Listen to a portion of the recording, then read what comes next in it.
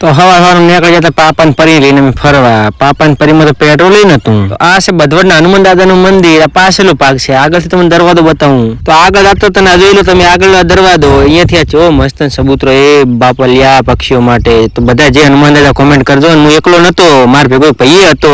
એ ભાઈ બે નીકળી જાય વાતાવરણની મજા માણતા અશ્વિનભાઈ દુકાને અમારે કોમ્બો હાલવાનો હતો. તો અહીંયાથી કોમ્બો લઈને તરત નીકળી જવાના હતા. જેમ કે અમારે આગળ થોડુંક કામ હતું. આગળ કમી હતું મારા પાપાને ફરી નવરાવાની. ત્યાં ગરમીની નવરાવી તો પડે. અહીંયાથી નવરાઈ ધોરે બસ સ્ટેન્ડ પહોંચી જાય. જેમ કે બસ સ્ટેન્ડ અમારે કશું કામ નતું પણ અમે બસ સ્ટેન્ડ જોવા ગયા હતા. બસ સ્ટેન્ડ નજારો તો એવો હોય છે ને હાય શું કેવું, એકવાર જરૂર આવજો.